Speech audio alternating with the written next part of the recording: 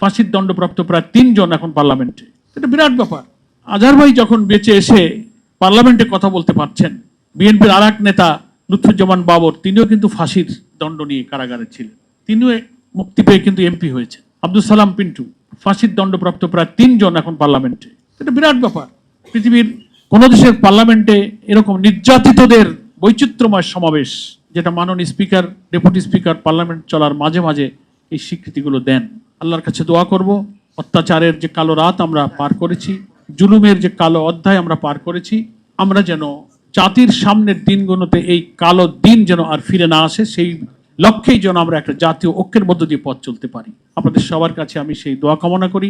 আর প্রচ্ছদ প্রকাশন, তারা যে বইগুলো প্রকাশ করলেন, আমি জেল থেকে বেরোবার পর ওনারা আমার ফোন করে খোঁজ নিয়ে চলে গেলেন। আমি ওনাদের সবাইকে চিনতাম না, বললেন যে আপনি যদি অনুমতি দেন তো আপনার লেখালেখিগুলো আমাদের দিলে আমরা একটু প্রকাশ করতে চাই। এই যে প্রকাশনা সংস্থার এমডি চেয়ারম্যান বোধহয় বক্তব্যে বলেছেন যে সব লেখকের পাণ্ডুলিপির একটা স্টাইল থাকে, কিন্তু 7 বছরে আমার লেখার কোনো গ্রামার ছিল না।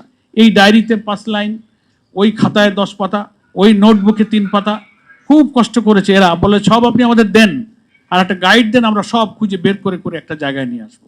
তো এরা সব সেট করে প্রুফ দেখানোর পরে আমি খুব আশ্চর্য হলাম যে অন্তত বিশেষ করে এই লৌহ কপাটের অন্য জীবন বইটা অন্তত 7-8টা জায়গায় পাণ্ডুলিপিতে আমার, মানে কখনো 6টা কারাগারে আমি ঘুরছি, তো খুলনা কারাগার, কাশিমপুরের 3-4টা কারাগার, নারায়ণগঞ্জ কারাগার, নাজিবুদ্দিন রোডের কারাগার, কেরানীগঞ্জের কারাগার, সব কারাগারেই লিখছি। সবগুলো কারাগারের বিধি এত কঠিন ছিল যে খাতা নিয়ে বেরোনো যেত না, যা লিখেছেন তা আবার রেখে আসতে হতো। লুকায় লুকায় কার আগে জামিন হয় তার ব্যাগের মধ্যে ঢুকাই দিয়ে দিতাম, তুমি এটা নিয়ে আমার বাসায় পৌঁছায় দিও। এই সবগুলো কালেক্ট করে প্রচ্ছদ প্রকাশন কষ্ট করে এডিটিং করেছেন, প্রুফ দেখেছেন। এবং আমার ব্যক্তিগত আর্থিক সামর্থ্য এমন নেই যে আমি এগুলো নিজের অর্থে প্রকাশ করতে পারতাম, সেই জন্য তারা বললো যে না আমরা এটা প্রকাশ করব।